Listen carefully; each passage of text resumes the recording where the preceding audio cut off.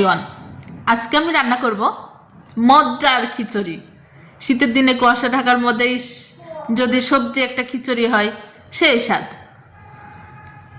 এখানে আমি নিয়ে নিয়েছি মরিচ ফালি, পেঁয়াজ কুচি আর রসুন কুচি। এটা ভালো করে 5 মিনিট ভালো করে ভেজে নিয়ে দিয়ে দিলাম সবজিগুলো, বাঁধাকপি, ফুলকপি, সিম আর আলু। আপনারা স্কিপ করতে পারেন আলুটা, তবে আরও রকম সবজি দেওয়া যাবে। আমার বাসায় এগুলো ছিল, এগুলোই দিয়ে দিয়েছি।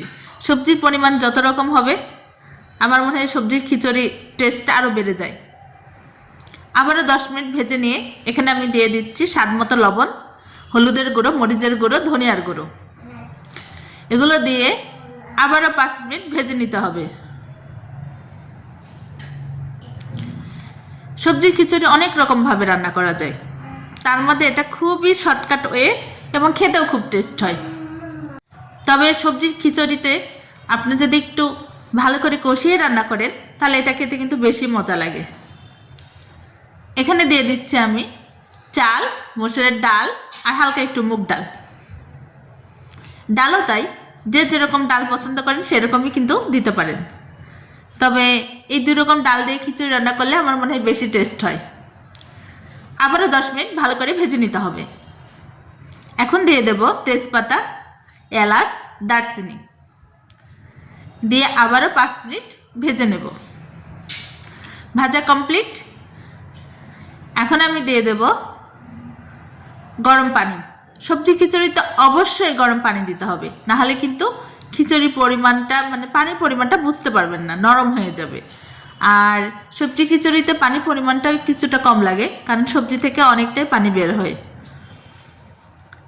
পানি দিয়ে আবারও ভালো করে নাড়াচাড়া করে আমি 20 মিনিটের জন্য রেখে দেব, ঢাকনা দিয়ে রেখে দেব। এর মধ্যে কিন্তু 2-1 বার নাড়াচাড়া করে দিতে হবে।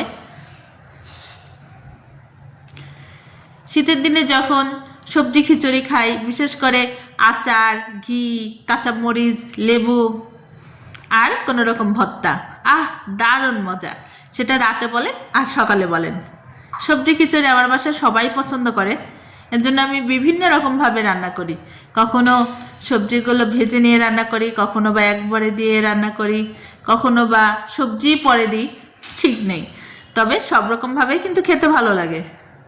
আমার রান্না প্রায় কমপ্লিট। দেখুন আমার খিচুড়িগুলো নরম হয়েছে সেটাও না, আবার যে খুব যে ঝরঝরা সেটাও না। এইভাবেই আমার খেতে ভালো লাগে। ওকে, ভালো থাকবেন, দেখা হবে নতুন কোনো রেসিপি নিয়ে।